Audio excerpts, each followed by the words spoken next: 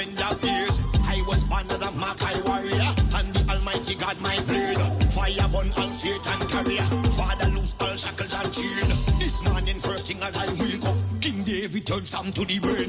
Don't let your courage go down, keep it up. And if your heart rip up and stitch it up, don't let your faith them fall, pick it up. When my cup was empty, God fill it up. Don't take the devil contract, rip it up. And if your bad mind people to go meet it up, pass me the Congo drum and let me beat it up. God on my side, me no give it up. So no weapon that form against I shall not prevail. And no man that rise against I, that war they shall never win. Cause I will conquer, oh I will conquer, yes I will conquer them. Come on, let's conquer, oh I will conquer, rise up and conquer them.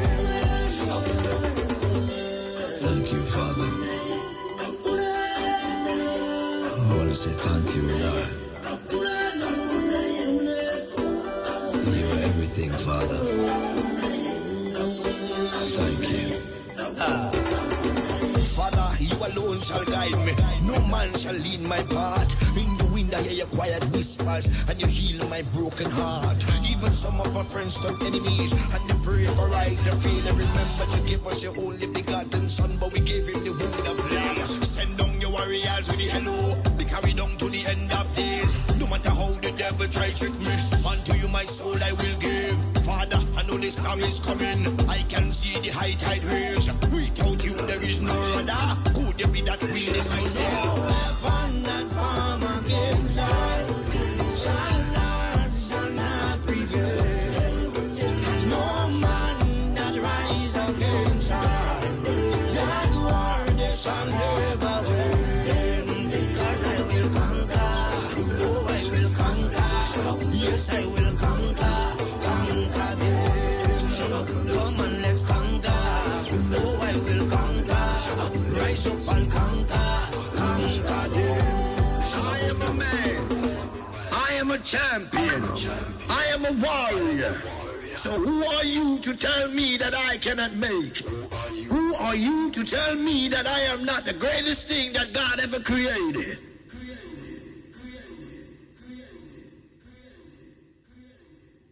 My enemies' walls are bound to crumble, and to the floor their spears will fall. I've been made and sealed with love, but time to battle, I'll find them all. I felt the whips and remember chains, but my soul has been forged by my Father's flames. Fight your fears and heal your pain, and victory will be in your name. I used to be weak, but I'm not weak no more. From the strength of my ancestors deep down in my African core, I used to be frightened, I'm not afraid no more. The Father blessed me with the heart of a lion and a warrior soul. So no weapon that form against I shall not prevail, and no man that rise against I, that war they shall never win. Cause I will conquer, oh I will conquer, yes I will conquer them. Come on, let's conquer, oh I will conquer, rise up and conquer them. Tell them no retreat, no surrender, I shall fight till the end of days. I was born as a Makai warrior, and the Almighty God my blade. Fire burn all Satan carrier, Father loose all shackles and chain. This morning first thing as I wake up, King David turns Sam to the brain. Don't let your courage go down, keep it up. And if your heart rip up and stitch it up, don't let your faith them fall, pick it up. When my cup was empty, God fill it up. Don't take the devil contract, rip it up. And if your bad mind people to go meet it up, pass me the Congo drum and let me beat it up. God on my side, me no give it up. No weapon that form Good morning, Grenada, Carriacou, and PT Martinique. You're listening to Hard Talk Grenada. A very special good morning to those of you joining us on 97.5 CitysoundFM, 89.5 CRFM, 92.9 Sister Al Radio broadcasting from Hillsborough, Carriacou, and of course 94.9 We Noise Radio out there in Brooklyn, New York. A very special good morning to those of you joining us on the live video, whether it's on Facebook, on YouTube, those of you joining us on WhatsApp, those of you joining us on Instagram. Good morning to all of you. For those who are regularly with me, Louisa, Sonia, Michelle, Marcy, good morning. Alice, good morning to all of you. It's always a pleasure having you. All right. This morning we continue the conversation because, oh Lord, I have this burning issue on my chest and I really feel like I need to get it off. I feel like I need to talk about it this morning and we need to continue the conversation, especially after the comments that I viewed yesterday on social media, the calls that I listened to on our regular radio programs over the course of the day yesterday into this morning. I feel like it's absolutely necessary for us to continue the conversation of the regulations that were afforded to churches. And this morning, joining me at about 11 o'clock, we're going to have the Minister for Religious Affairs, our Minister for Education, the Honorable Minister Evelyn Pear, and she's going to be weighing in a bit on the regulations, what they mean, and just shedding some light on the whole decision. But of course, we have some time to converse. I like conversing with you guys. I like when you share your opinions with me and when I share mine with you, and so we can educate each other, so we can understand each other and see where others' minds are, where we're thinking. And I want to know where you guys are thinking. I want to know because it seems like there is a back and forth. It seems like there is a big issue with the government drafting regulations for the churches to utilize. And I want us to talk about it. I want to know where your minds are at. I want to see if we can add some clarity to that situation because I am yet to see what the big issue is, to be honest. I've looked at the regulations. I've gone through the regulations with a fine-tooth comb, and I am yet to see the problem. Because when I read those regulations, when I look at the protocols, and it's not really let's call it protocols that the churches must abide by, or not must, but suggested. Some of them are just suggestions. Some of them are, they definitely have to do. I see the government telling the churches, you have to protect your congregants. You have to protect the people that come to your establishment to worship. That's what I see. I see safety tips. I see safety guidelines. I see safety measures. I see implementation of procedures that are meant for general safety. I don't see in that regulation anywhere where the government is telling the churches what to preach, when to preach, how to preach, what they must tell their people, when they must tell their people, what God to serve, what denomination must be open. I don't see that, and that is what has me baffled. That is why I'm confused as to why there is so much talk and so much uproar and so much confusion over these protocols. If the government is saying to you, make sure that you have a place where your congregants can wash their hands. How is that government trying to control the churches? If the government is saying to the churches, ensure that people are seated 6 feet apart as per the physical distancing rules, I don't see how that is government controlling the churches. If the government is saying, okay, please ensure that one person to a mic and that more than one person doesn't share a podium, I don't see how that is government controlling the churches. So somebody needs to weigh in. I don't see how government saying, okay, it's probably best that you avoid using the air conditioned system if you can open your windows.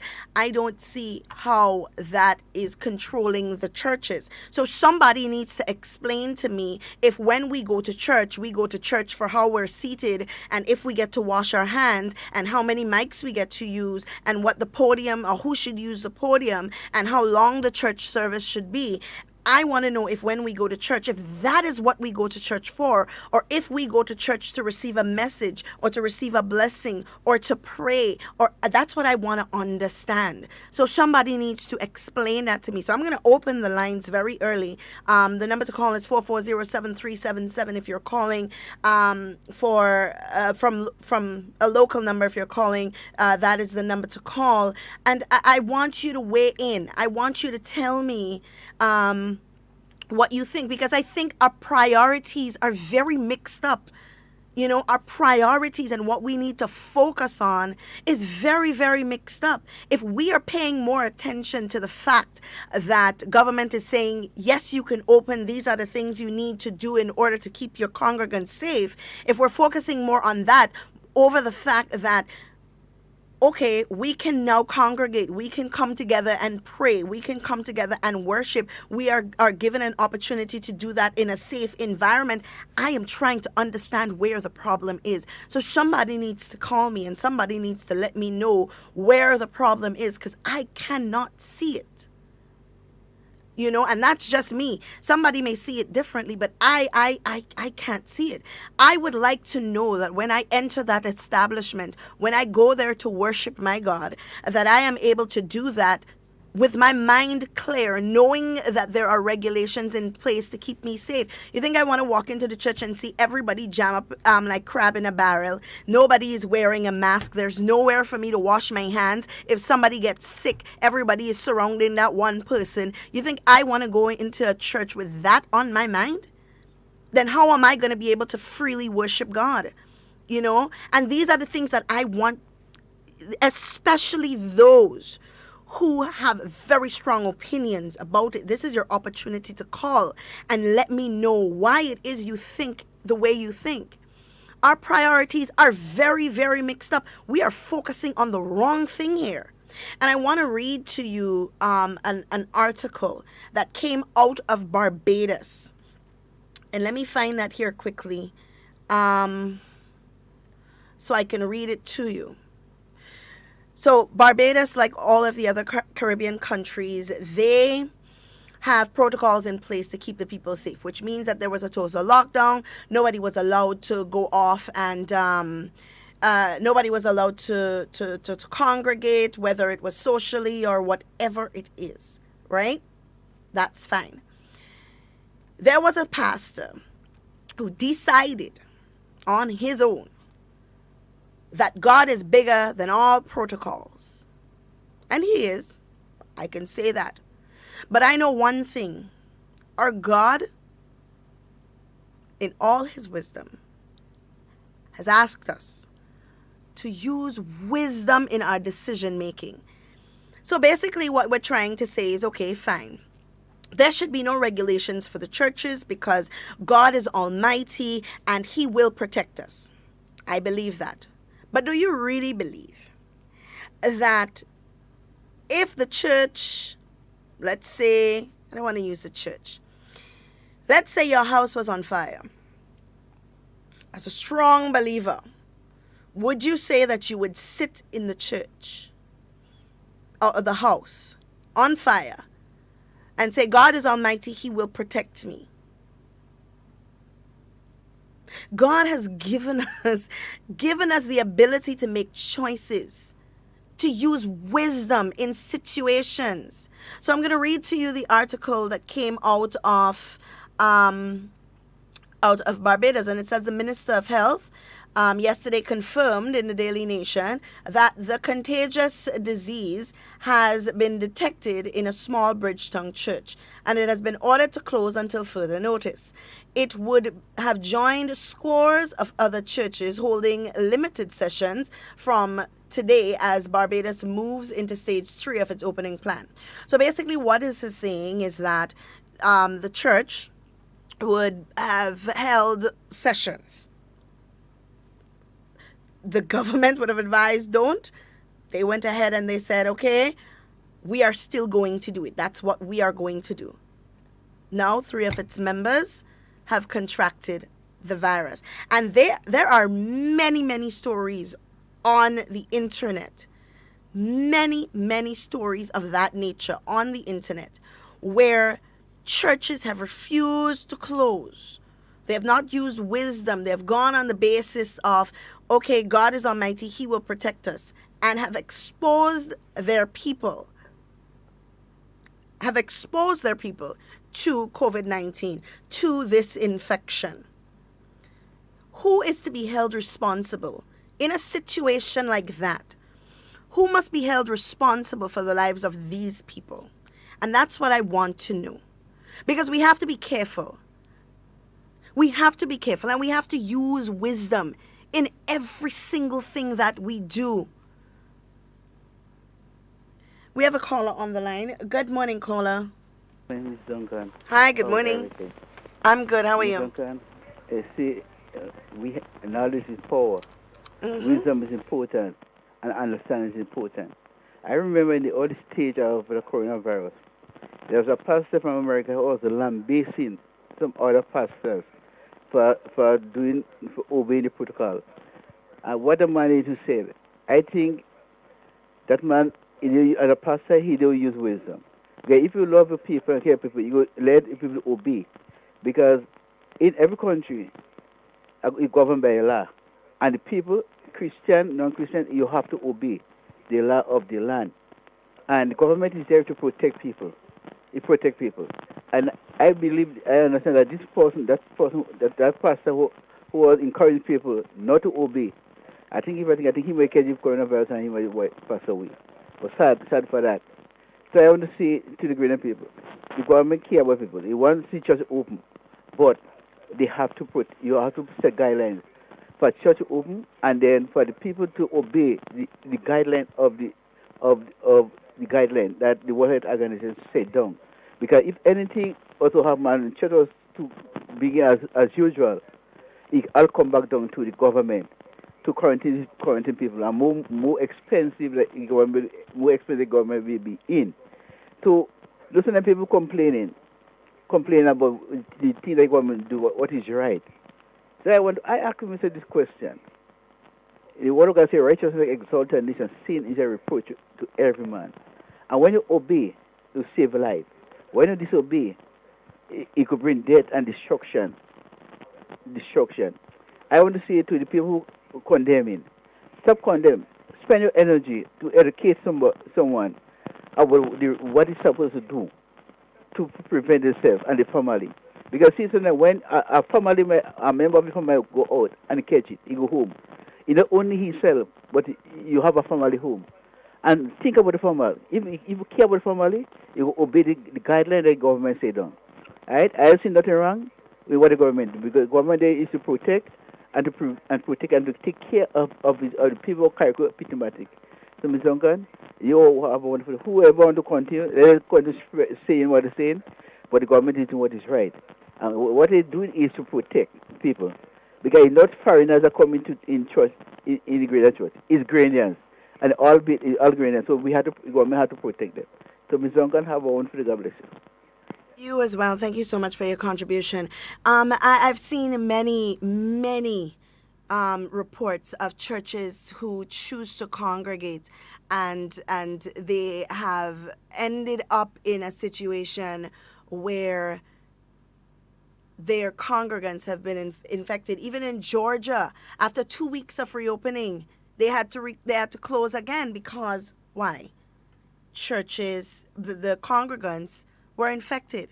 who then is responsible? We have another caller on the line. Good morning, caller. Hello, good morning. Good morning. No, I didn't know we had a problem over it, but my problem over the time frame of the churches is I find it should be a better time frame than what they give.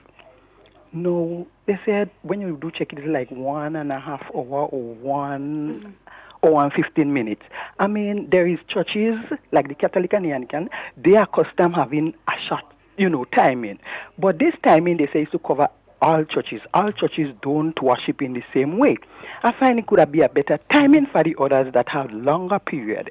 I mean, at 3 hours, could have been better than just saying this short timing for everybody because everybody don't worship the same way. Okay, so I wanna ask a question. Ask you a question, caller. So the time given is actually an hour and a half. Mm-hmm. Usually, church is from 10 o'clock to 12.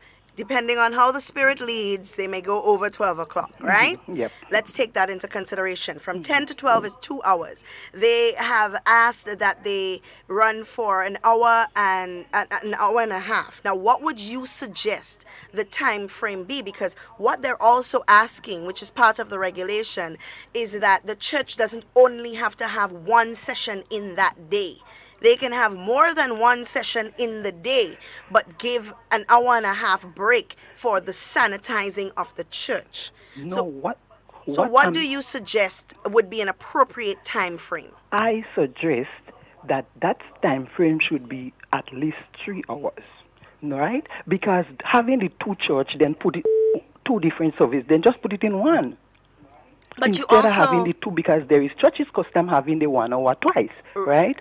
But some people, the majority of people in Grenada, like a holiday thing, you come from church, just jump in the vehicle and make sure you and how much people have vehicles waiting on them. The majority of people work how much hours, how much miles for church, right? So, I mean, they need an ease of more worship. Yes, we'll go by the rules. Right?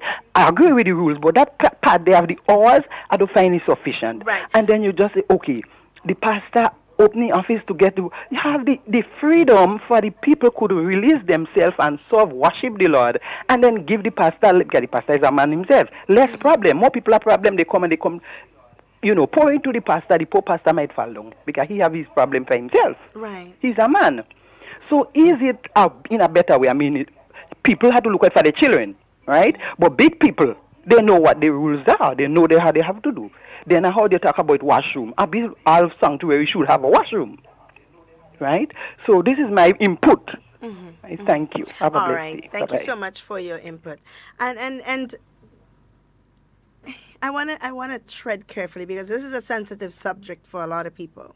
Now, if church is normally 2 hours and they give you an hour and 30 minutes, we have to understand, and please, let's be fair, that this is not a normal situation. We are not asking you under normal circumstances to do this, right? This is a safety situation. You have to take into consideration everybody that enters that building is a possible case. We have to think in that way. We have another caller on the line. Good morning, caller. Good morning. Good morning. I would like to say to spiritual leaders on the to seek God.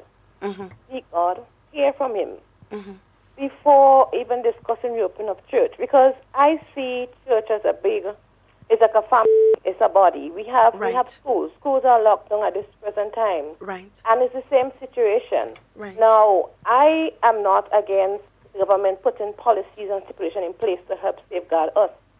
But when we talk about going to church and leave our kids home or leave our older kids home, the purpose of having church right now, at this point in time during a lockdown period, I don't see it as something that should take place. I think the social media platform, the Zoom, the Facebook, you understand, I think that is best to take place at this point in time because what we're going to be doing is leaving our kids at home unattended, leaving our older folks at home unattended, and we're going to be exposing persons.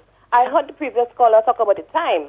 Time is not the issue. Time is not the issue. Because what I'm saying is you stay at a longer period of time in one place, you expose yourself to a higher risk of containing the virus.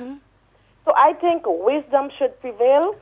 Seeking God, going before Him is very important. Let's allow God to speak to us as religious persons on the island and not just jump because we think for various reasons. If it is that person sees us and not collecting offering, a system can be put in place because we understand that churches that have a mortgage to pay and rent to pay, they must go ahead and do so. So I understand that, but system can be put in place and meetings can be held via Zoom and other social media so that these decisions can be taken. But in terms of spiritual feeding, it can be done on a daily basis to your members via WhatsApp, via so many different mediums. And that's my contribution. Thank you so much for your contribution, caller.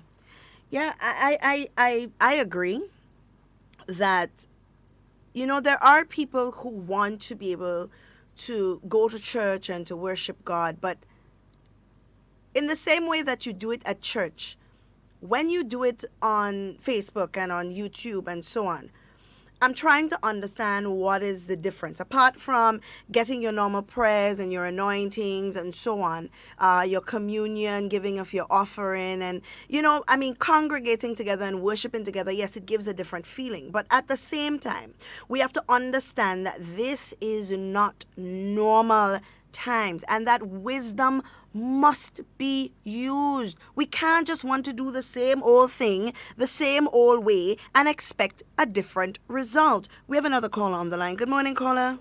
Good morning, Miss Duncan. Good morning. How are you doing now? Trying to be good. And good morning to Grenada, Carriacou, and home and abroad, all the people that is listening to this wonderful program. Very nice topic this morning. Miss Duncan, the pastors in Grenada, Carriacou, and Petit Martin, they know the situation in the world today. And God today and God yesterday, the same God. Why we cannot worship home? They want to gather, my God. We could gather in home and speak to the same God. They want us to go and gather with to get sick. That is not the problem, The problem, they know what they're missing. If you love your flock, you will not want your flock to get infected and get sick, You think it's really the money they're missing? That's to the point. The money they're missing. Listen to me. We could stay home and praise the same God that we're going and gather. And He will hear us. You understand? What is the big deal that we have to go in there? Go and worship there. We can worship one. God will change to the same God. I don't understand these people. If you love your people, you will not encourage them to go in there now. And they know what is going on in the world today. They know what is going on. So I tell you, I don't going back there. I'm praying home. I'm praying where I sit down here now. And I'm speaking to my God. They don't want to abide with the law of the land. And these are the people that supposed to be good role models for us. Yeah? One thing they study in girls is so kind. And I have no apology to them about that. They study in the tithe and the offering. They should have money. The churches have money.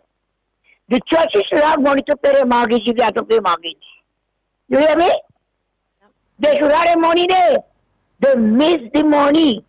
They miss the dressing with the shoes and the bag and the hat to match to work on a Sunday morning. That God don't want that. You have a good heart and we could get at home. We could get at home and we could pray to the same God. Because He's the God of yesterday and He's the God of today. So I don't forget that. I have to abide with the law. If you want that, or you must have washroom, or you must have sanitizers, and you have to stay at your 6 feet and go what the say. That's what I have to do. So I don't want Russian pass on them. You hear? The money are you missing?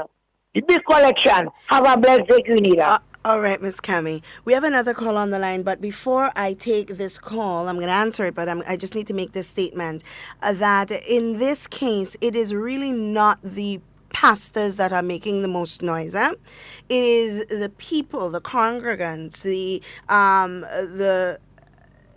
people are making the most noise, right? Let's just leave it at that. Let me take this call, and then I want to read to you a piece of scripture that I think really does apply to this situation. Good morning, caller. Good morning, Miss Duncan. How are you today? I am good. How are you? Good, good. I see you got a touchy subject this morning to deal with. And it's so technical, and a lot of people talk and they don't know what they talk about, and they think it to be gospel. I'm not a theologian. But in my spirit, what I'm feeling is that not just locally, Grenada, but international. It's a spiritual thing that is going on. Yes, we got to obey the laws of the land. We got to obey the authorities, pray for those in authorities. Yeah. Somehow we got to be careful Yeah. in doing so. We got to apply wisdom. Yes, because in the Revelation and Daniel, when we talk about any things in the end to come, in myself, in my feelings, it's a testing ground for what is to happen. The control, look at the restriction. How many people can live from one place to go to the next, from one island to the next, without being locked down? I'm looking at it in the spiritual realm of coming to the one, we're talking about this global this and global that and the New World Order and all this stuff. And I'm thinking that is the preparation, is setting up the practice session for what is to come. So instead of we trying to beat this religion down and beat this group of people down, let's get together to God, square in the face, and find out from Him what is happening. We don't take what we think it should be and apply it to somebody else. If we see somebody in fault, we that are spiritual and strong and think we know better, we just draw the one and bring them in. Don't beat them down, don't lash them down. Yeah. The structure of the church designed in order to help everybody, Yeah. the whole world. And the main thing is that together, He said, behold how good and how pleasant it is for brethren to dwell together in unity. It may seem that sometimes the word contradicts itself, but it's not. Because He said, if it be possible to live peaceable with all men, you could do that. But then again, we got to, those who know the truth, got to do the truth. We got to do it and not talk about it. And something I grew up religiously. And you don't read the Bible, you don't go to a Bible study, you don't study the Bible, but you think what religion should be, and you think how Christians should live, and we echo it loud and clear how they should operate. And we don't know to get into the book and get it and learn it for ourselves, and know the things that are to happen, and the things that are to come, and the things that will come. It's all of this setting up that you would have this passport, or if you don't take this injection or this vaccination, you will be able to travel, or if you don't have the identification, you'll be able to travel. What the books say about buying and selling, but that won't happen until the church get out of here. So, Ms. D, don't let nothing stress you out. As you've been reading and pulling your quotations from the word this morning, I hope that others will hear it and let it register to the Spirit and grow from the Word of God. See God yourself. Everybody make mistakes, just as the government make mistakes, the pastors make mistakes. Yeah. And what I think some of them is safeguarding is their spiritual ability, their religious freedom. Yeah. And I think that's what they're safeguarding. But in other words, wisdom is the principal thing, Yeah. and we got to stick to it. Some win, some lose. Of course. Have a blessed day. Tell Devin and Shalana say hello. I will. You have a blessed day too. Okay, you too. Yeah. Very, very, very interesting contribution. And I want to read, two pieces of scripture and very, very important, because sometimes we feel that there is a separation, and there must always be a separation between what the Bible says and between what God says. But we must always, in everything that we do, we seek advice from God. That is paramount. You seek advice from God. But also God says that we as Christians must obey the law of the land. And I'll read a piece of scripture for you that comes from Romans 13, verse 1. And it says, everyone must submit himself to the governing authorities, for there is no authority except that which God has established. No authority that exists has been established. Authorities that exist have been established by God. Consequently, he who rebels against the authority is rebelling against what God has instituted. For those who do so will bring judgment on themselves. For rulers hold no terror in those who do right, but for those who do wrong. Do you want to be free from fear of the one in authority? Then do what is right, and he will commend you. For he is God's servant to do you good. But if you do wrong, be afraid, for he does not bear the sword for nothing. He is God's servant, an agent of wrath to bring punishment on the wrongdoer. Therefore, it is necessary to submit to authorities, not only because of possible punishment, but also because of conscience. There is also, this is also why you pay taxes, for the authority of God's servant, who will give their full time to governing. Give everyone what is owed to him. And I want us to take that into consideration, because sometimes we feel that government is just there, that authorities are just there. Things don't just happen like that. Everything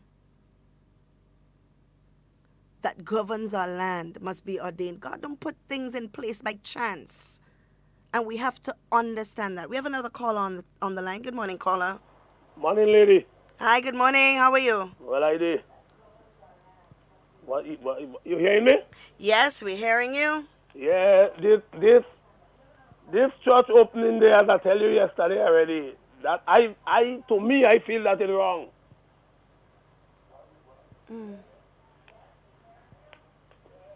Yeah, I definitely feel that it's wrong. Okay. I feel that it's wrong, lady. I feel it wrong.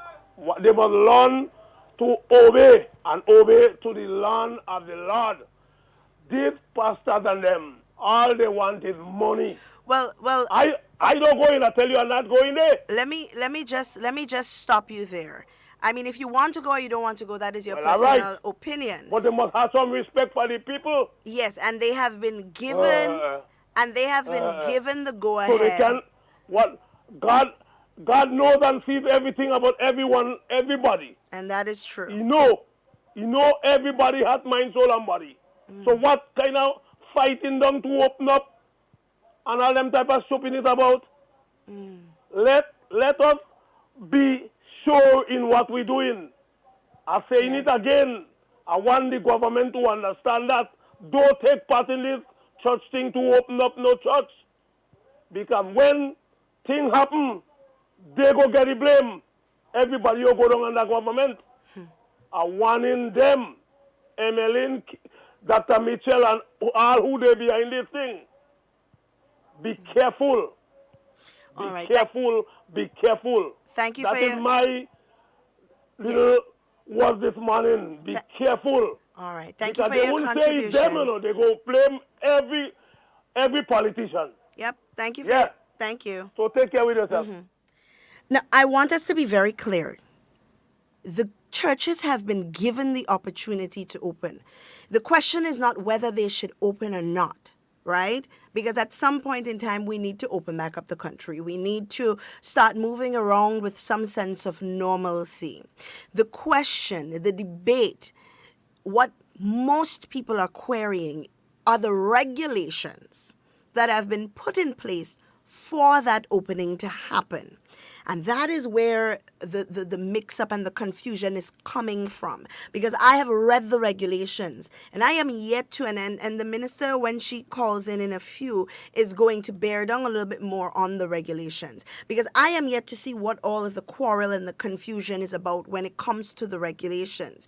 These regulations are being put in place for the safety of the congregants. And I mean, sometimes we have our own personal opinions on what we believe the churches are about and what we think and the reason behind them opening. And that is our personal opinions. But let me just very much say this morning that while it is your opinion, it is very unfair to state that they're only doing it for money.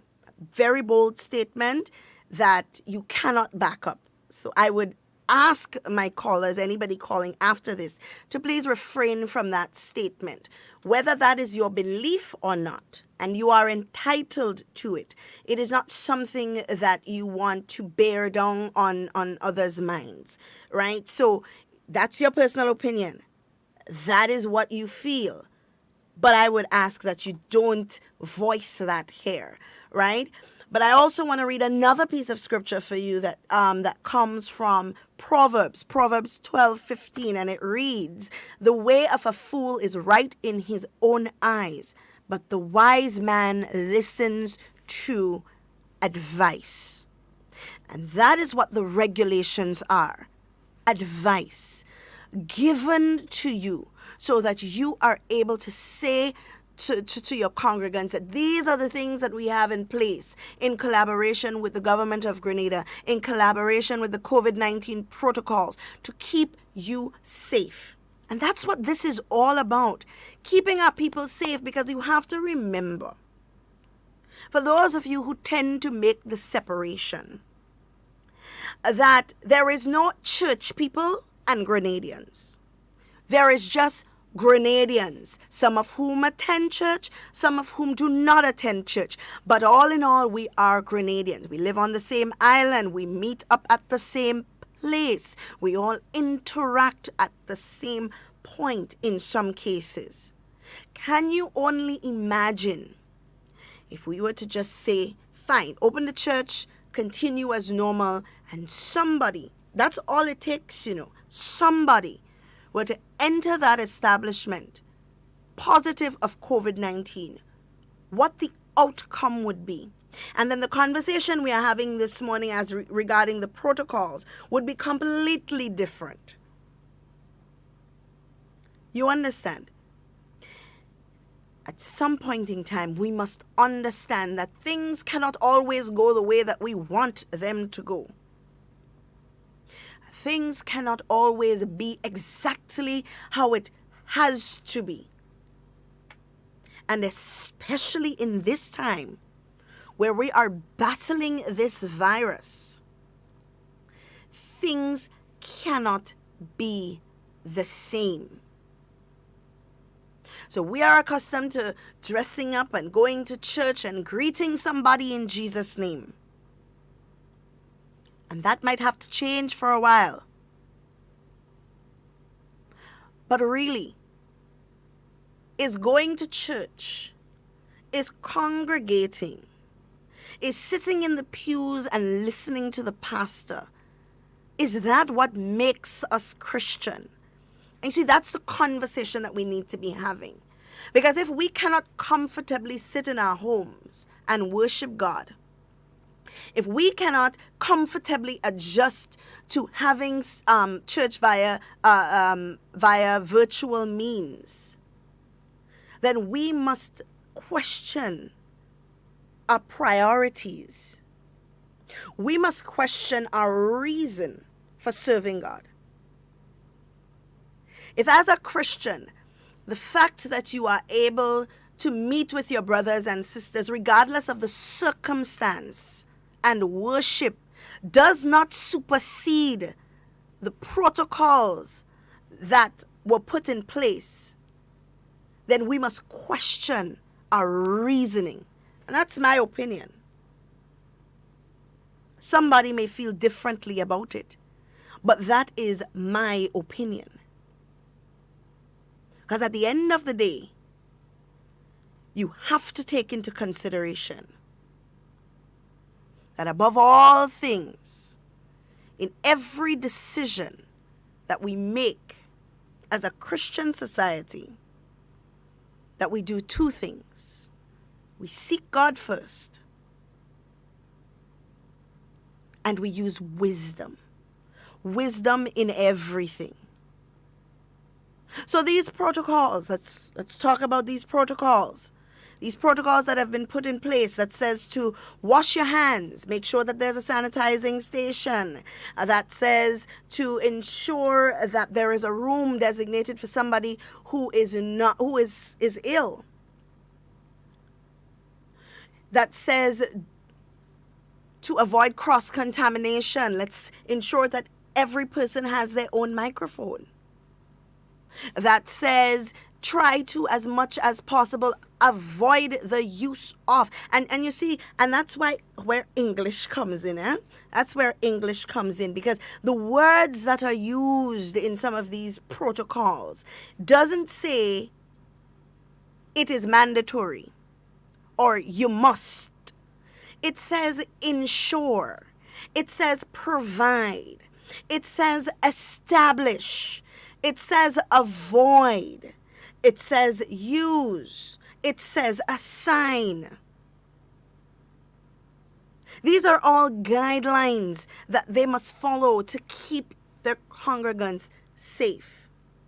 And the congregants are the ones that are complaining. Oh, well, why everybody can't just go to church? Why church must be an hour and 30 minutes? So are we saying that God can't do the same thing in an hour and 30 minutes that he can do in 3 hours? Are we limiting God to 3 hours now? Is that what we're doing? So you see, all of these things are things that we need to think about. Sometimes we just open our mouths and the complaints flood before we even take time to sit and listen to that voice of conscience, before we even take time to sit and consider, well, just maybe. Just maybe. We have another call on the line. That's going to be our last caller because we have to open the lines for our Honorable Minister. Good morning, caller. Good morning. I'm just calling to find out what really the age limit, because I didn't hear the protocol. I didn't hear the report. But can you tell me what is the age? Because they say it's from 12 to 70. But what I'm saying is that 70 years, because my mom is over 70 and she's strong and healthy. She could walk down to church and everything. So I just want to know what is, Okay, well, the minister is about to call in and we're going to go through the protocol. So just tune in and you'll hear exactly and it's not really an age limiter. Yeah, because I hear some people saying it's from 12 to 70. That's why I want to really, Okay, no problem. Yeah. All right. Okay. All right, so I'm not going to be entertaining any other calls because I'm clearing the line for the minister. But we are going to go through the protocols. And, of course, if you have questions that you need answers, if you have any queries that you want to post on the live video that I can relay to the minister, I'll do that, of course, as it stands and will always stand. Once you do it respectfully, I've got no problem. If your question is incoherent and disrespectful, I will not ask it. And we have established that from the very beginning. All right?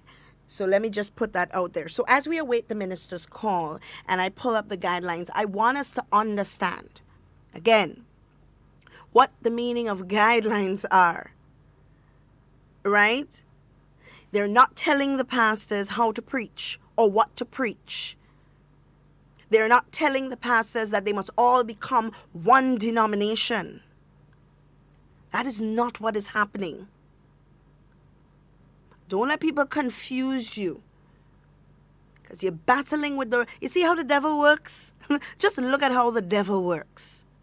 You're getting an opportunity where we can all congregate with a few restrictions, but we can still congregate and worship God. And the devil is saying, that sounds too nice. Let me just interject a few defactors here. Just look at that.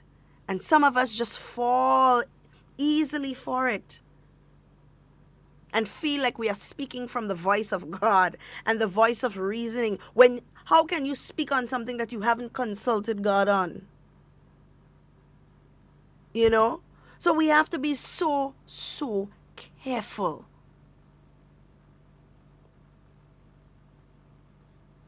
We have to be careful.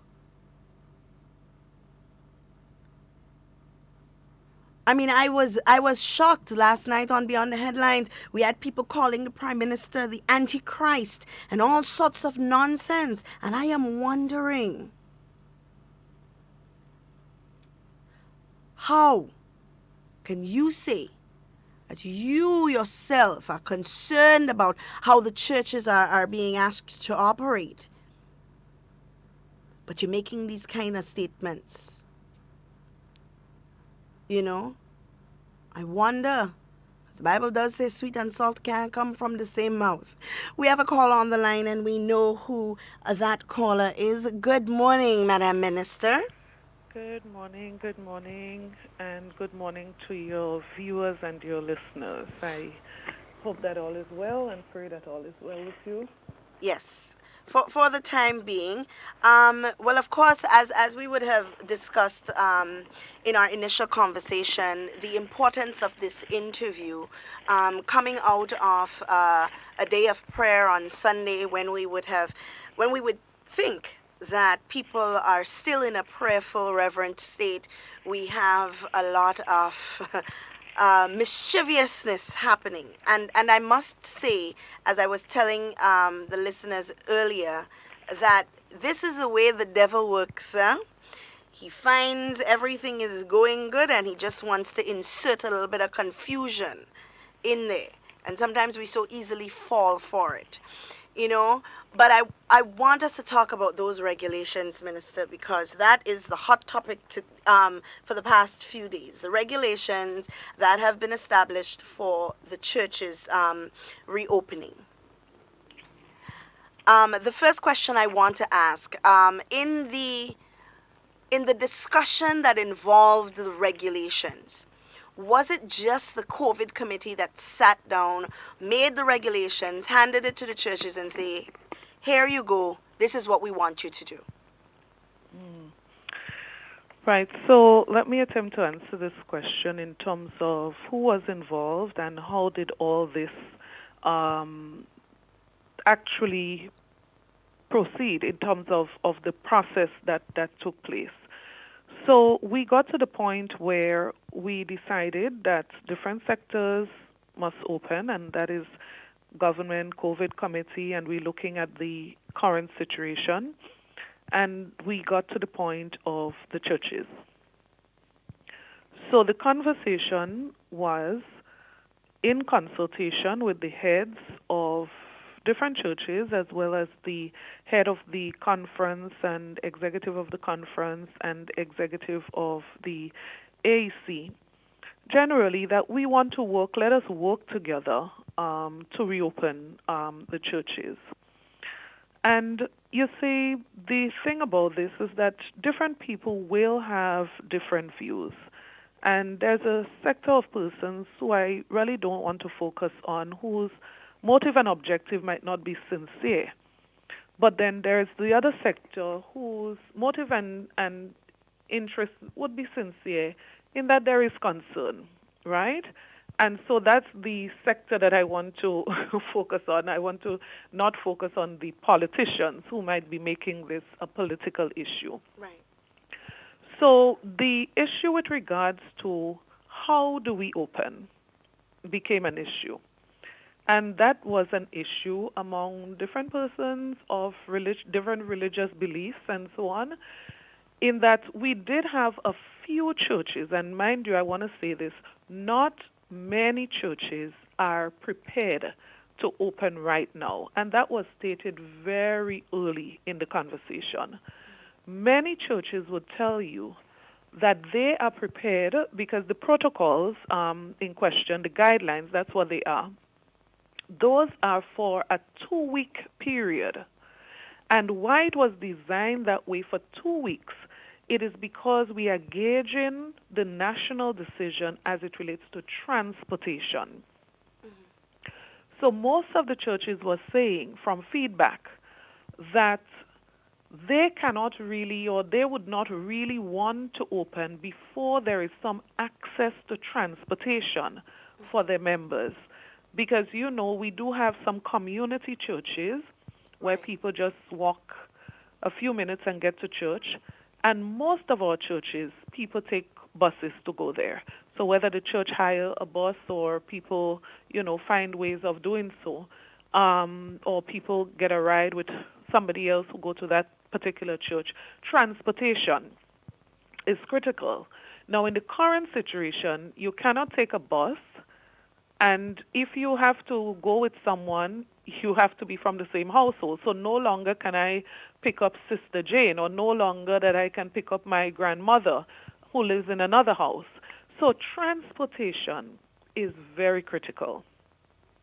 So the initial conversation said, look, in that case, let us put some protocols for those churches that are anxious and are ready to open right now, which I don't believe is the majority. Now, persons were of the view that if we're going to take that chance to open right now, with all that's happening as it relates to COVID-19, let us not take a chance. So guess what? Head of denominations were actually looking to see what was happening in different islands in the region. So they were actually communicating with their colleagues in different islands and giving feedback. And so when I got the regulations from St. Lucia particularly, that actually came from the head of a religious organization locally, because the view was, Minister, we cannot just say open for those that are ready to open, but we must ensure that we do have guidelines in place so that we don't end up with a situation where we open this Sunday and then we have to close next Sunday because we have a community breakout. So that's the genesis of where this came from. And the recommendation there, because the communication was the head of the AAC, the head of the Conference of Churches and its executive, and other heads of major religious organizations in Grenada. Those consultations took place. And so the feedback was, let us take what we can from those guidelines that are regional, and let us frame something that would guide our people to slowly get back into their normal way of operation. So that first 2 weeks, let us do it as a trial. Let us see how it goes. And all goes well, no major outbreak, no major problem. Then let us now expand and open up as normal.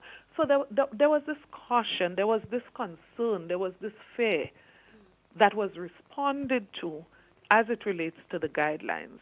Now remember, when we speak about church, Duncan, we have to be careful not to be thinking of church as the big building that we know down the road or the established organization that we know up the road. Mm-hmm. Remember, there are hundreds and hundreds and hundreds of churches listed in Grenada. Some of them you have no clue who they are. You can't even recognize them by name because you don't know where they are, who they are. They're all over the place. Some of them, many of them, operate from homes. Mm-hmm. And their link, as a matter of fact, they may not even have a local head, meaning that we do have churches that operate from somebody's home, and they bring persons together, and then they go on the internet and they speak to the head who is in Trinidad or Nigeria or wherever. We have churches that takes place in the basement of a building. We have to be careful that when we speak church, that we do not just think and narrow it to what we know or who we know, because they are the established, if we want to call it that.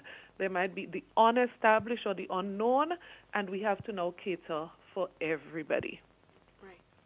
So that consultation, that feedback, and the concern that came out of that phase is that we have to make sure that the excitement of going back do not bring us back health-wise, and do not compromise all of what we have done, all of the sacrifices that our health professionals have made over the months, and the achievements over the months, that we don't destroy that by just having a loose arrangement.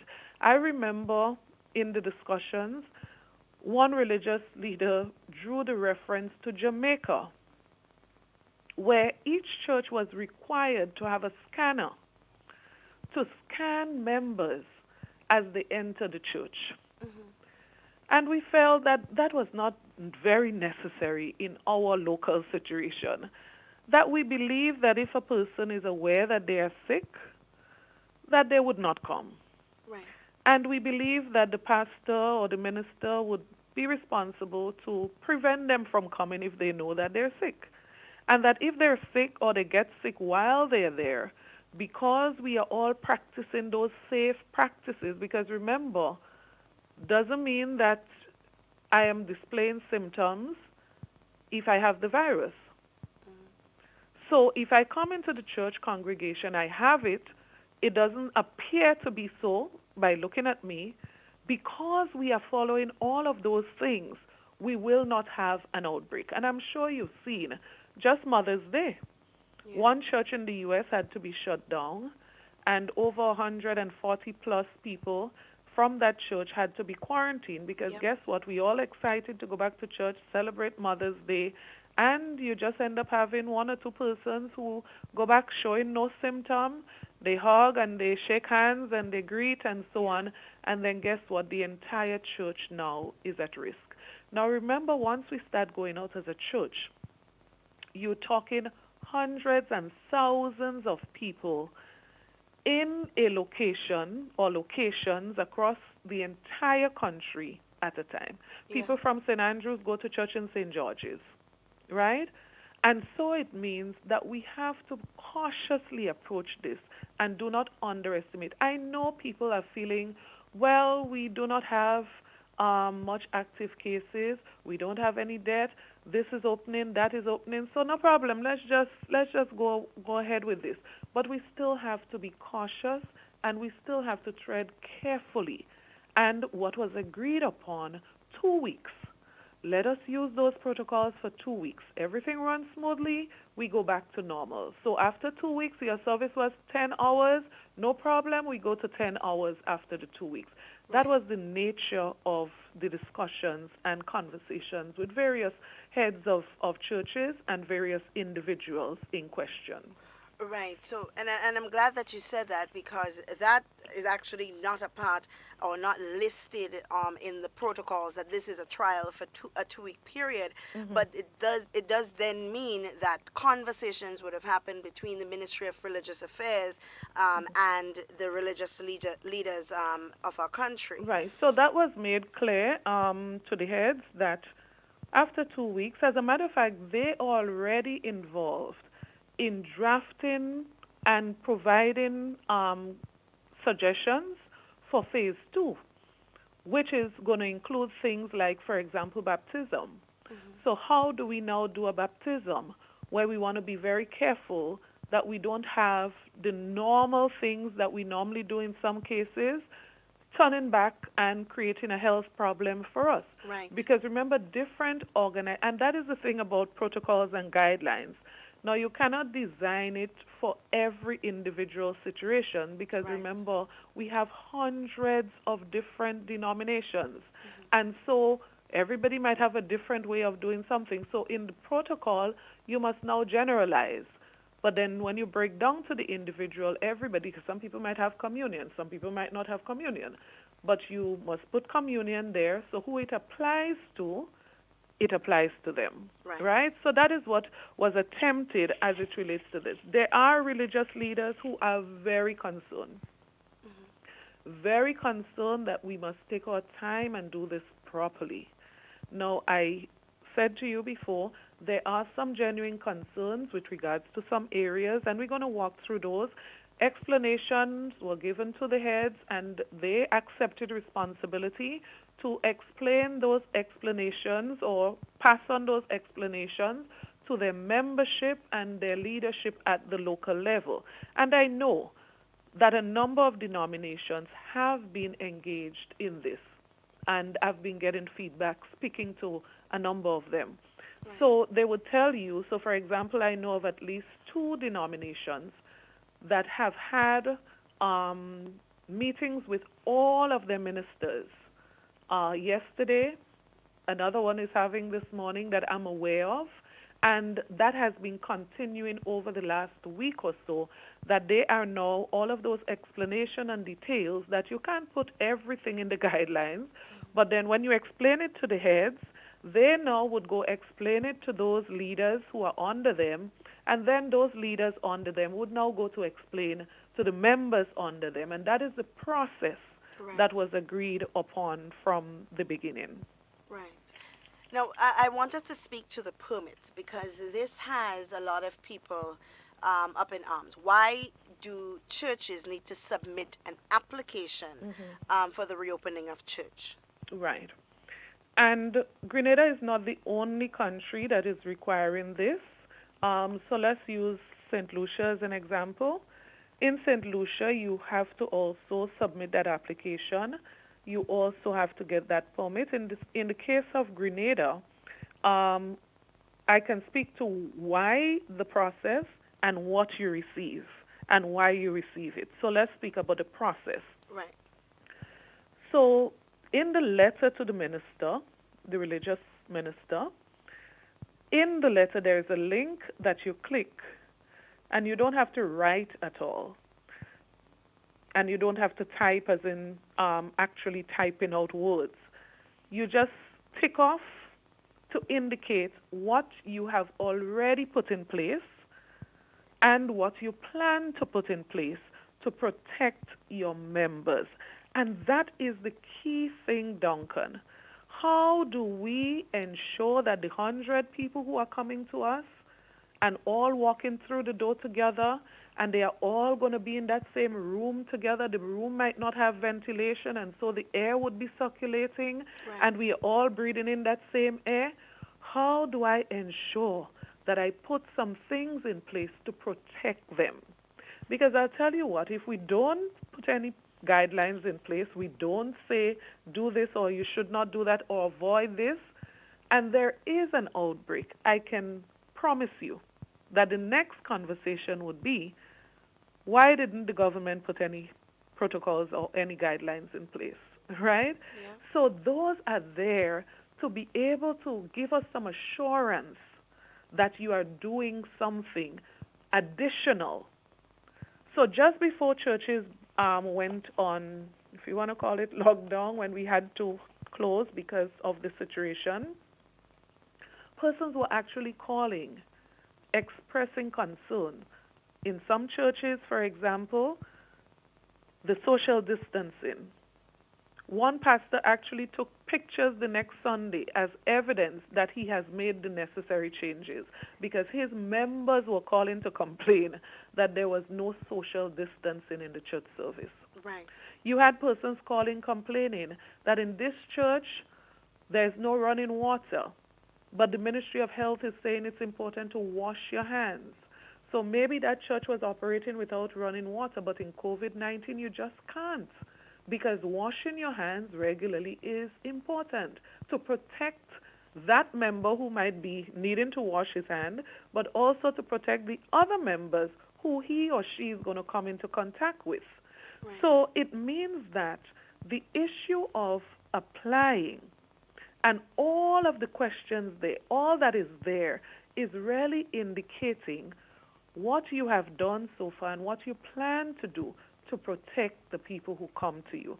So, for example, prior to COVID-19, churches may not have made hand sanitizers available, but now we're saying it's necessary.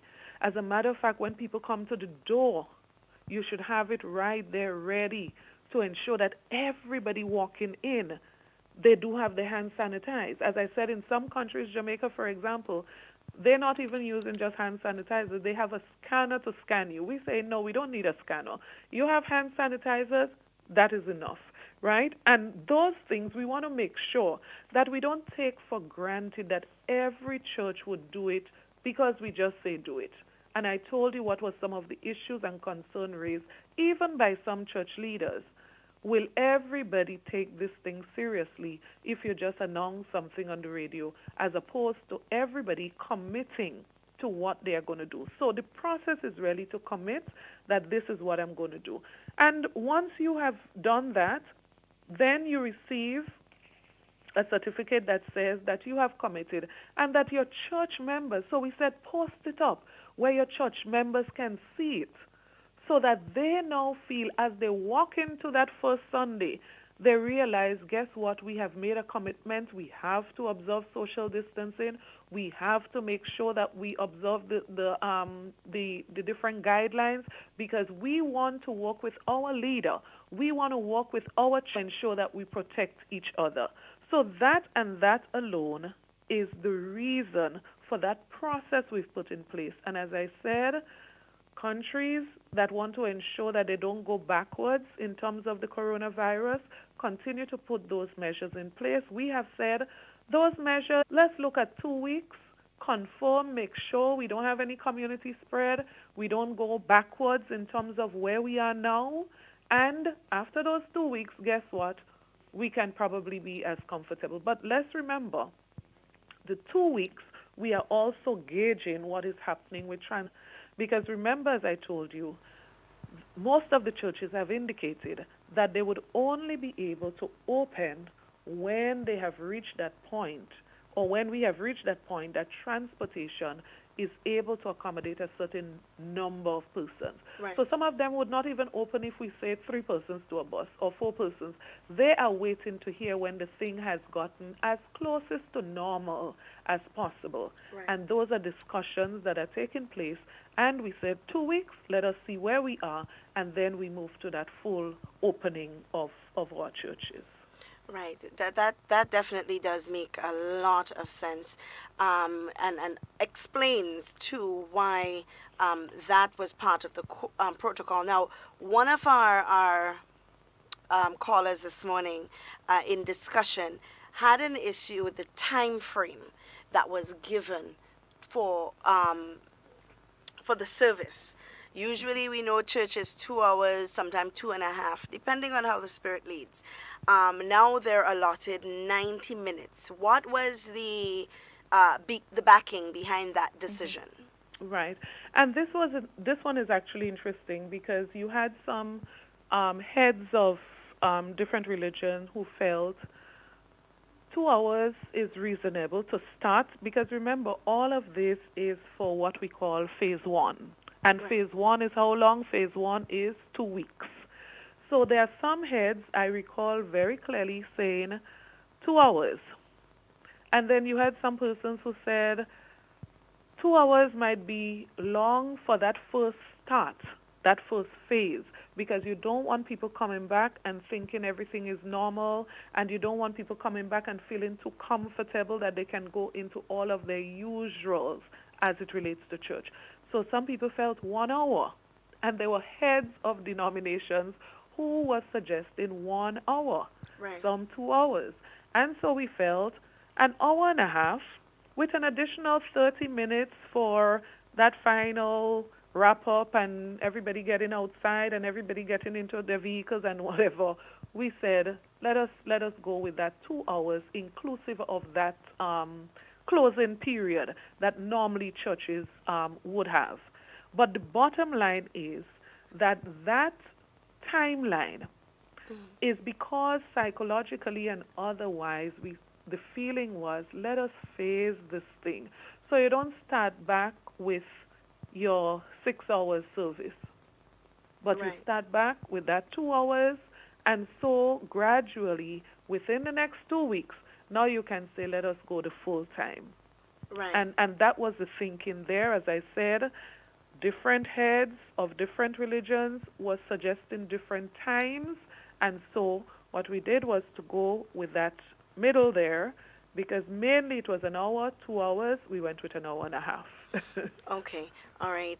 Another issue that came up has to do, let me just make sure I remember, with the air conditioning. And then, of course, I think you spoke to it earlier regarding some churches being, whether it's in a house or in a basement.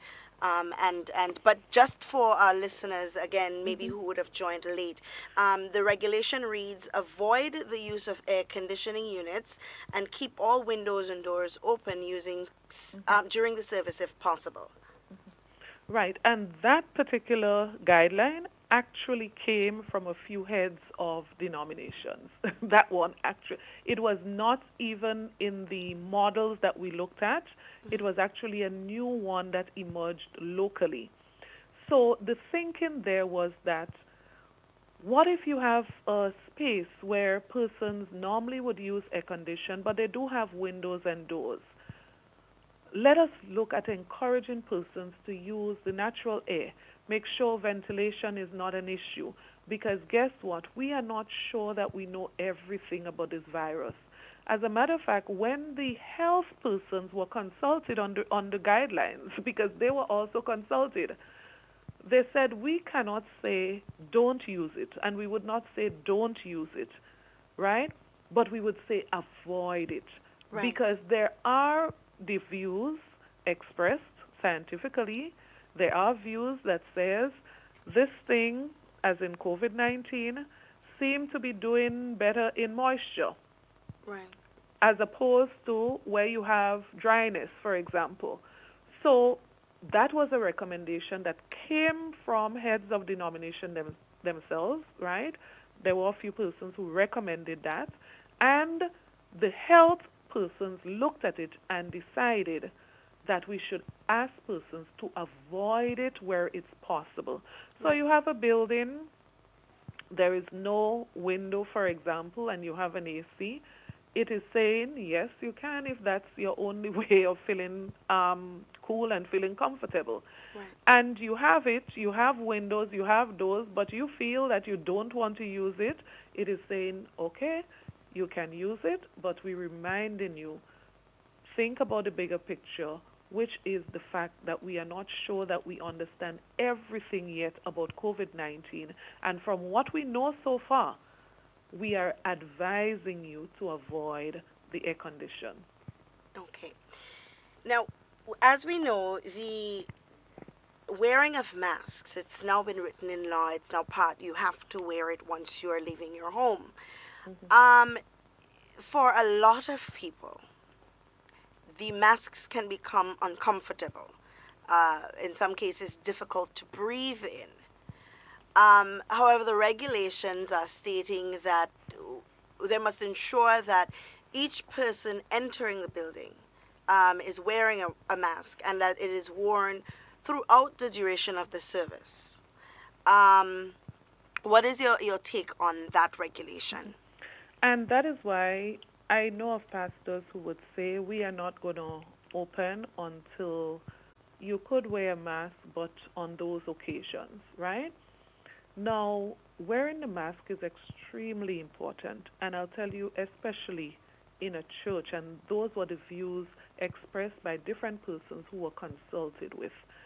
Now, if you're standing in the supermarket and you're shopping, you don't normally be speaking to yourself, you don't normally be singing and shouting and so on. But when you get to the church and you're singing and you're praying and you're shouting or you're dancing, and you don't have a lot of control over what comes out, right? And the impact it could have on those persons within or 6 feet away, right? And so that is why, as a precaution, and there has not been much concerns expressed there, because I think persons generally accept and understand that the mask is really a protective measure that is very important in terms of those persons who want to protect themselves or want to be protected. So there has not been much there, except that we said if a person is not very comfortable, because most churches are going to continue with remote services, Right. they can take the service from home during that 2 weeks. I don't know what in the next 2 weeks the advice would be from a health perspective as it relates to wearing of masks. I cannot speak to what would happen in the next 2 weeks or the next month. We have to all be guided by those protocols. But as it is now, the authorities have advised us that once you're leaving home, you must wear a mask. And so once you're in the company of others, we've been encouraging people, whether it's in the workplace, wherever you are, we have been encouraging persons to wear a mask, and that one too applies to if you're at church. Okay. Now, one of the biggest questions, and I know you have a busy day, so I just want us to go through this quickly. And for those of you listening, we are going to play the regulations at the end of the program for those of you who haven't had an opportunity to listen to it.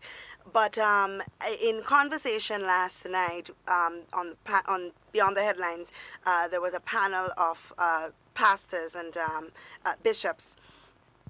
And one of the things that the bishop mentioned was that the guidelines are flexible. They're guidelines and they're flexible. And that they may not apply to every denomination, or all of the guidelines may not apply to every denomination or every church. And that discussions are being held with individual denominations to determine what guidelines apply to whom. Yeah, and you're right about that. The guidelines are general, and so there's been individual discussions with different heads of different organizations, and they have been committing to speaking with their ministers of religion, and they have been committing to ensure that they explain to their membership. Now, not everybody would be part of the structure of a church. So it means that not everybody might understand everything that is being explained.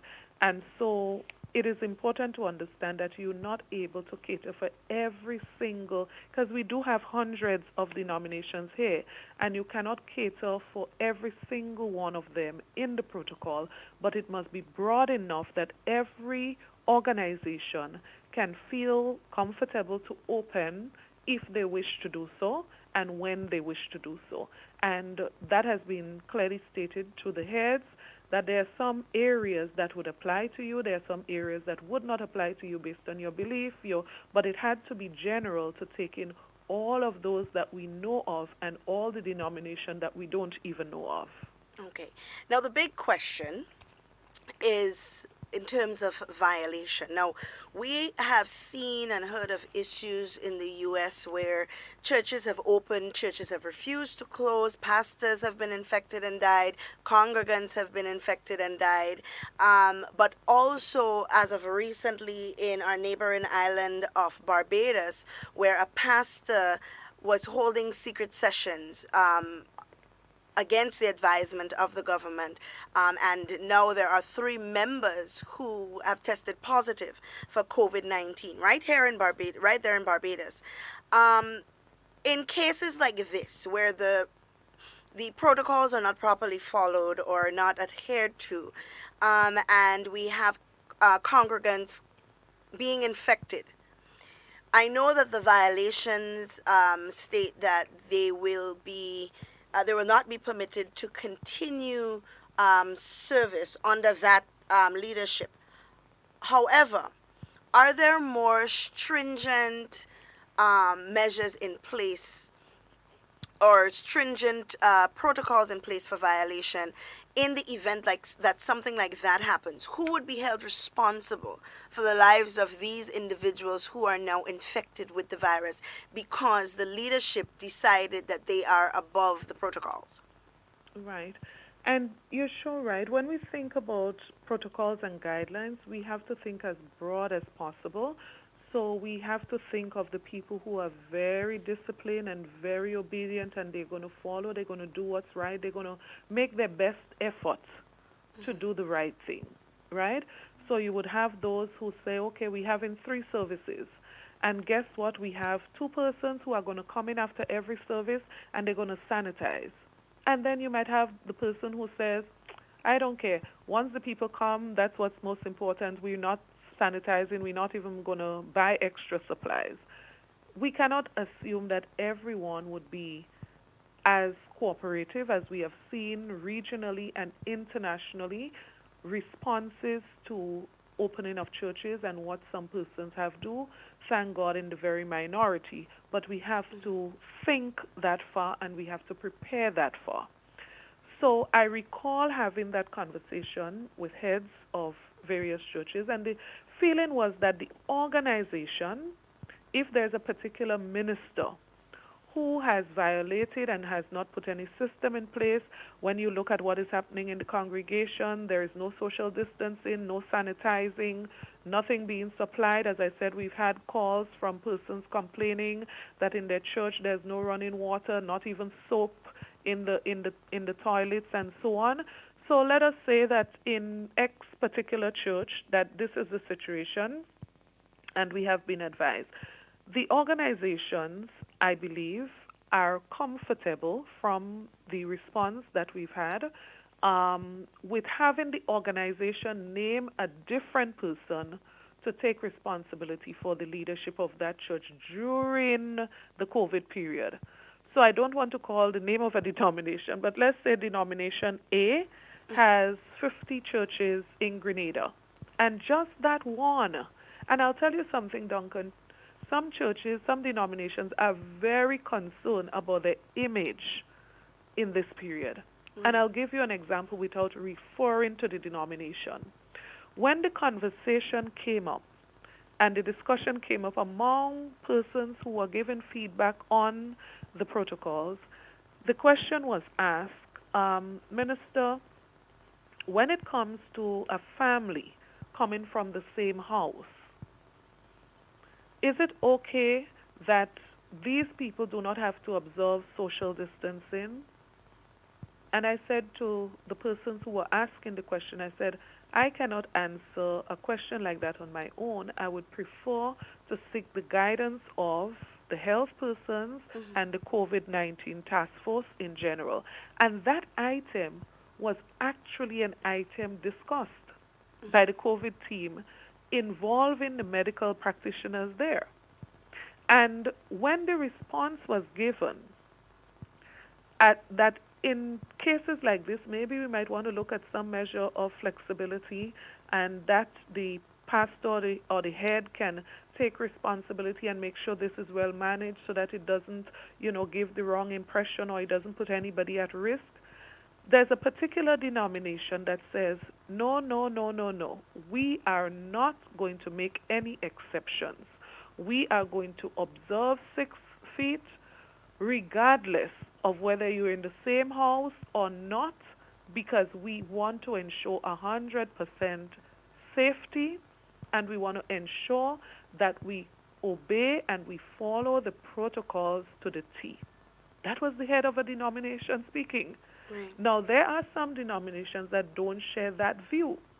Now, and as I said, there are some things we might not be able to put in the protocol every exception.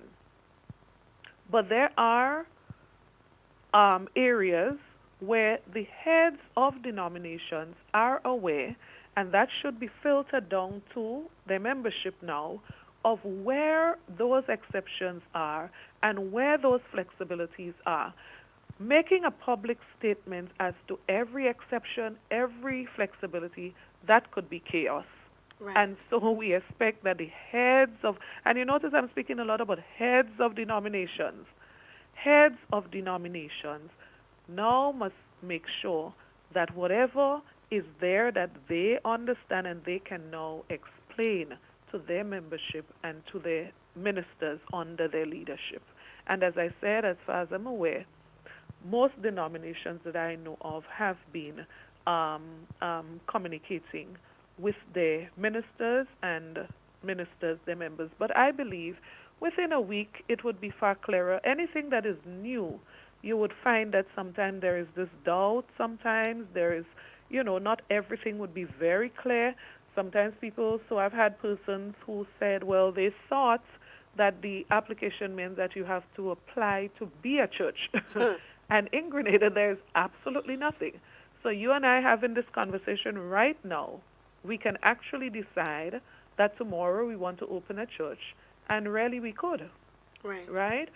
So I think as persons who have the responsibility to drill down and to explain downwards and to pass on the information, as they do that, then it would be clearer. And the other thing that is becoming clearer as heads explain to the persons under them is that these guidelines are only for 2 weeks. And as I said, most people were not even planning to open in 2 weeks. So I know of many who said we are opening end of June, some end of July, and some as soon as we get some space as it relates to transportation. So there were only few who were prepared and ready, and we felt, let us not hold them back. If they want to go right now, then let us put some systems in place to protect persons and to protect those who want to go later on. Because what you don't want to do is those who go early, as person would say, spoil the way for those who want to go later, because guess what? We have to close it back down again because things did not work out well. So it's better we put those guidelines there, take our time, do it well, so that eventually we can say in 2 weeks, guess what? Go back to whatever you were doing pre-COVID-19. Just as we said to some businesses, you could only open these days, you could only do that for these hours, and then eventually from these hours on the days that you did before COVID-19. And I believe those persons at that level understand that it's just a process you want to go through to ultimately, within 2 weeks, get to that place where you as close to normal as you possible. I don't think anything would ever be normal again. That's true. But as close to normal as you have been. All right. Well, Minister, thank you so much for taking the time to explain to us some of the concerns and some of the protocols that have been established. And it's good to know, of course, it's always good to know that the government of Grenada, whichever government it is in collaboration with our churches, because they really do need to work as one, for the success of the country. And one of the things we need to note in that regard is that it would be impossible, especially now, to consult with every single organization. And that is why a consulting group, heads of organization, was actually used in this process, and so we got feedback from as many persons as possible in that regard. But just to close off with two final things that I think is also important. The decision persons over 70 and children under 12 and under, in that first 2 weeks, we're saying that they should not go, and I'm talking about the next 2 weeks. After that 2 weeks, the second phase, these people will be allowed back. Now, very important, the reason behind that is protection of the vulnerable. Right. Actually, in St. Lucia, it's 65. We went up to 70. Right. In St. Lucia, it's 65 when they published their protocols. So we say in that group, because of the vulnerability, we wanted to make sure that we had extra protection in that first phase and that they would be allowed in the second phase to return once their church is open. And then persons ask the question, why are we still limiting funerals and weddings? And the reason, and I believe heads of denomination understand that, people behave differently in funerals and weddings. The customs, the things we do in funerals and weddings are a little bit different. Yeah. And so we want to limit that, at least in those first 2 weeks, the first phase. We would be advised by the health persons as it relates to funerals and weddings. We must get the approval from them for those two. But I expect that after the first phase, there will be some widening of the numbers or increasing in the numbers for those two areas. And then I know the area of baptism and other ceremonies were also areas that persons ask why. Again, the response is phase one, we are saying let us limit those activities where you come in very close contact or you have to be touching people. Because remember, if we say yes to baptism, remember baptism for different religion is different things. But do you go itemizing every religion that you want to exempt? Or we say, let us just, and that was the agreement. Phase 1, let us hold back on those ceremonies. They can be included in phase 2. So I think the guidelines and the protocols were all designed in the interest of protecting lives and protecting our people. And we expect that our religious leaders would continue to work with us.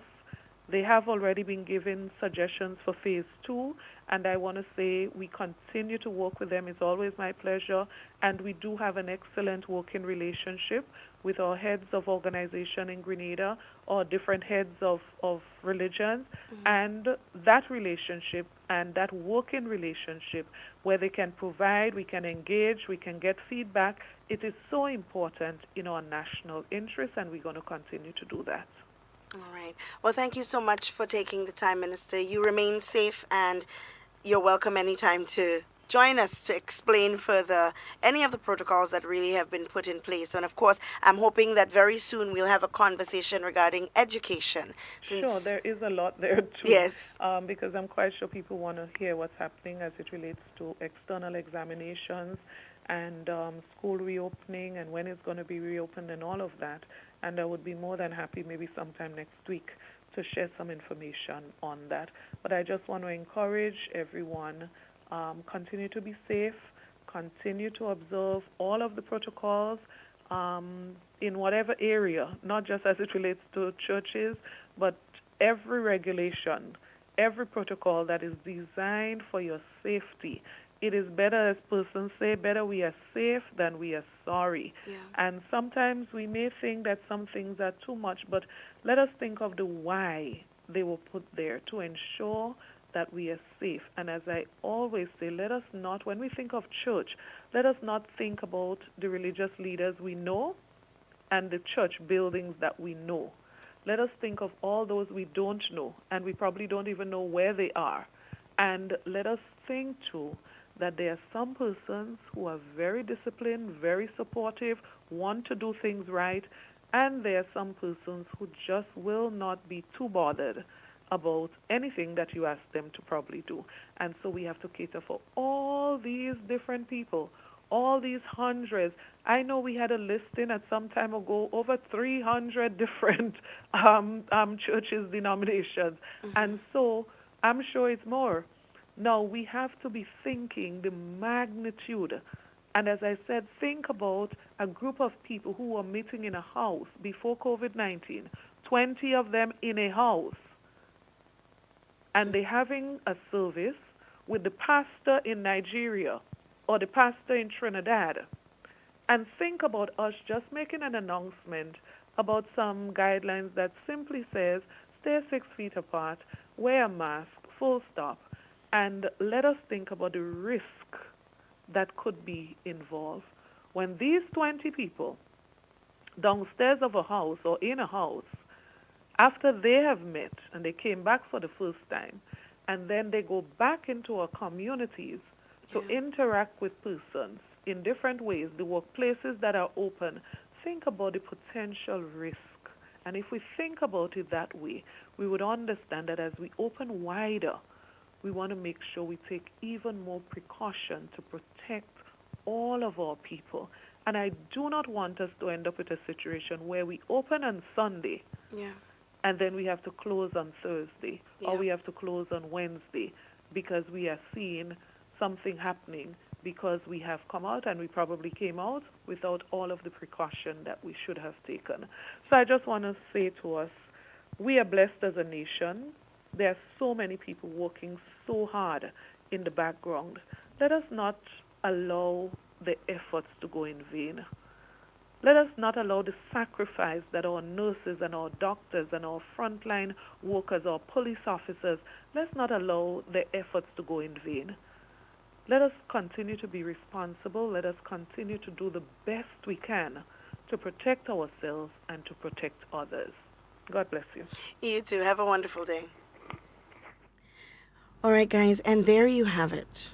I mean, I don't even feel like I need to say anything more because that was so properly explained, so well broken down and put together that I would have to say anybody that disagrees with that really has an ulterior motive in mind, you know? And we all do things for different reasons. It's your right. But what is not your right is to try to impose that on other people. And that is something we must take into consideration. So as the minister rightfully said, it was a collaborated effort between churches and the government of Grenada to come up with these guidelines that will protect you, the same callers, the same people posting on social media that government wants to control the churches and all of that. Those guidelines were made to protect you. So while you are busy condemning and bashing and bad-mouthing the government of Grenada, they are busy trying to protect you. They have your well-being in mind. Because you see, they don't see this person and that person as an individual. They look at it as Grenadians. We are keeping Grenadians safe. Because it really wouldn't be a nice thing for any church. And it's true. If any church, let's say the Catholic Church or the Pentecostal Church or the Holiness Church or the Seventh-day Adventist Church, any one of these churches would have an outbreak, same you would be the ones condemning that church. Same you would be skeptical to go back to that same church because there was an outbreak. So let us use wisdom. Because God says that He will protect us. He ain't mean jump into a pit of coals and He'd keep you from getting burnt. He ain't mean to willfully sit there in the middle of the road and let a vehicle pass over you, because He will protect you. Use wisdom. And let the words of the Lord guide us. And stop using it as an excuse to push whatever our beliefs and our opinions are on certain matters. Guys, it's always a pleasure speaking with you. As I always say, in whatever we say and whatever we do, you guys be safe and be secure. Tomorrow we have our Minister of Agriculture, Honorable Yolande Bain Hosford, and she will be discussing what's happening. A lot has been happening in agriculture apparently lately. And I like I said the last time, maybe I should go and work for PR in agriculture just to get the information out there, because some of us believe that nothing is happening. You know, I'll offer them some pro bono, you know, free of cost, just so you guys can get the message out there, because some of us believe that nothing is happening when in actuality a whole lot of things are happening. All right, so with that being said, guys, you have a wonderful day. I always want to be talking with you and never about you. Please do enjoy the remainder of your day.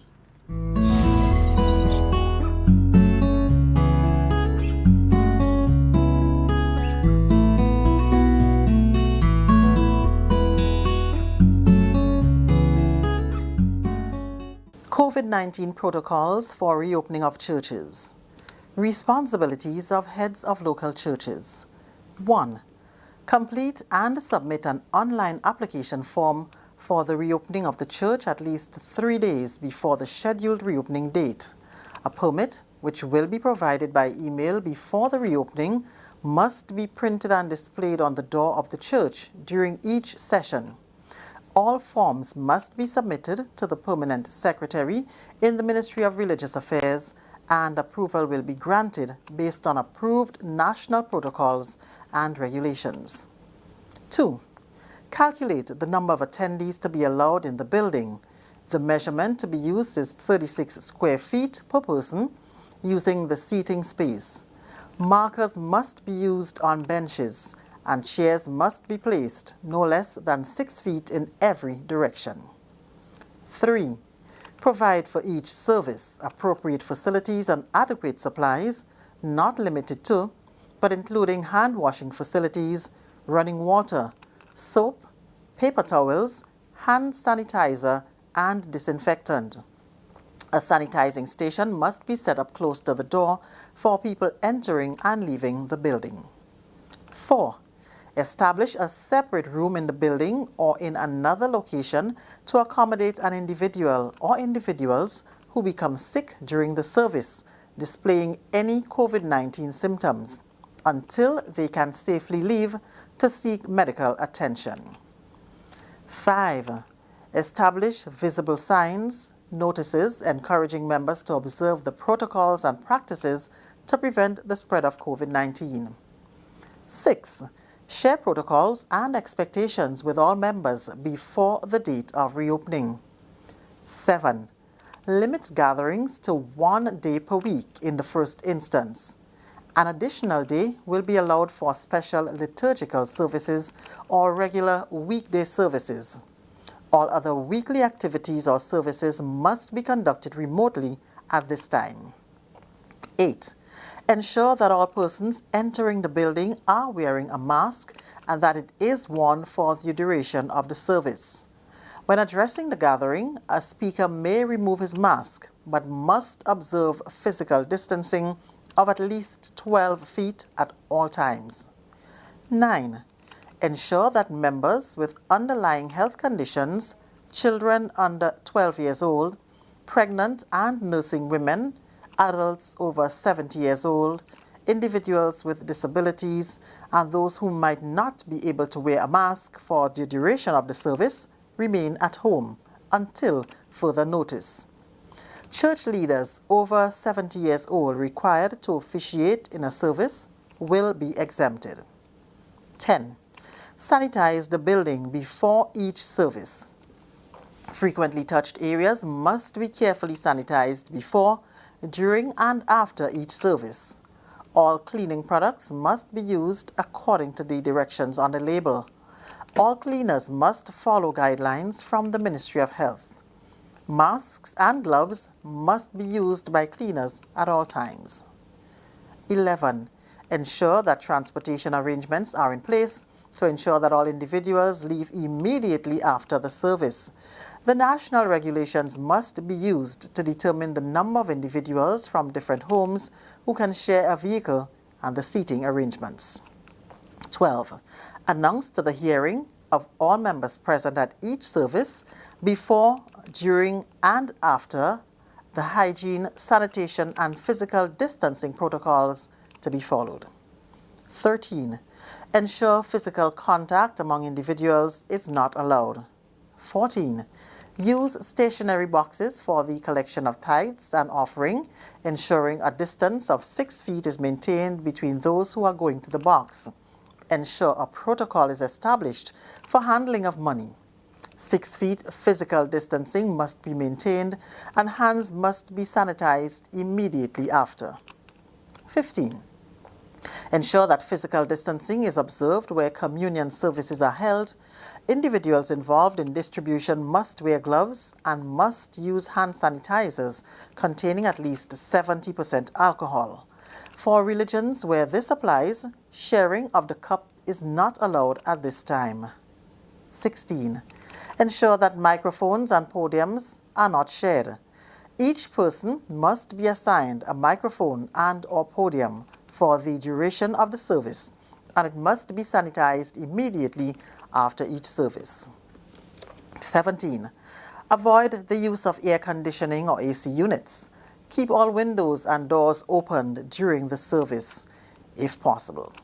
18. Ensure services do not last for more than 90 minutes. An additional 30 minutes will be allowed to facilitate the departure of everyone. More than one service can be held on the same day. However, there must be at least 90 minutes between each service to facilitate proper sanitizing of the venue. 19. Assign a member or members in each service to monitor the observation of all protocols. A copy of the protocols must be made available to them. Responsibility of Coordinator of Religious Affairs. 1. Ensure that all requests are responded to within 2 working days. 2. Ensure that only applications meeting the protocols approved by the Ministry of Health are permitted. 3. Ensure monitoring systems are in place. Funerals. 1. A maximum of 10 individuals will be allowed to attend funeral services, whether in the church building or at the graveside. 2. All relevant protocols must be observed. Other ceremonies. 1. A maximum of 10 individuals will be allowed to attend weddings, whether at the church or the reception. 2. All relevant protocols must be observed. 3. All other ceremonies, including baptisms, should be suspended until further notice. Opening of church offices. 1. Church offices can be opened to facilitate administrative and counseling services, as well as distribution of supplies to needy people. 2. All protocols must be observed. Violations.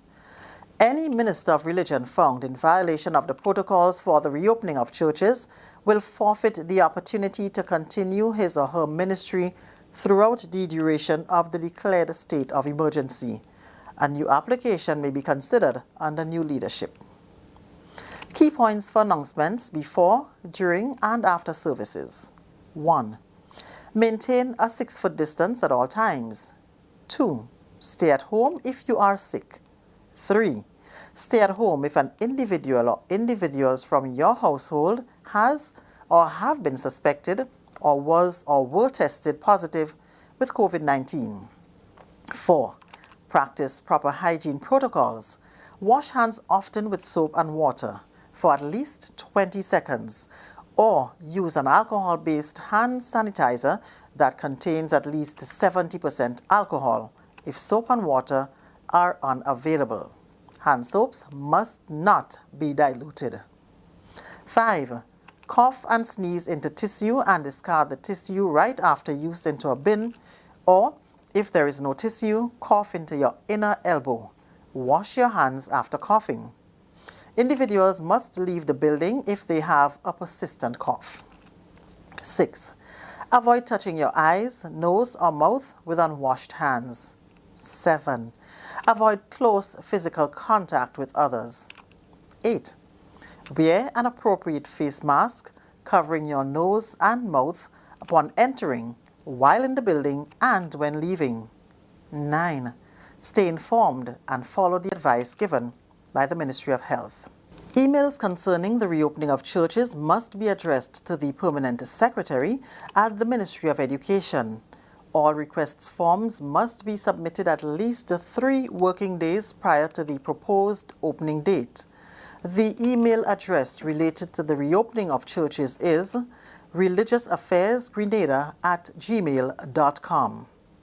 For further clarification and details, please call the following hotline numbers Mondays to Fridays between 8 a.m. and 4 p.m. 458-2580, 410-6832, 458-7371. The Ministry will accept applications from Monday, May 18th, 2020. Please use the link provided in the general correspondence to church leaders to complete the form.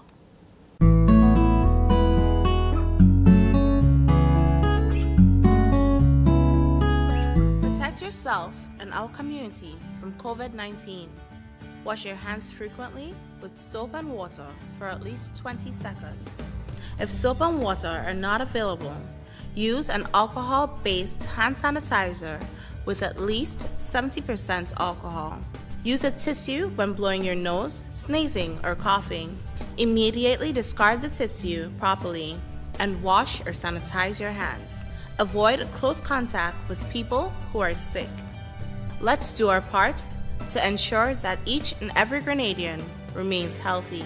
To stay up to date, visit the Government of Grenada's webpage or the Ministry of Health's Facebook page.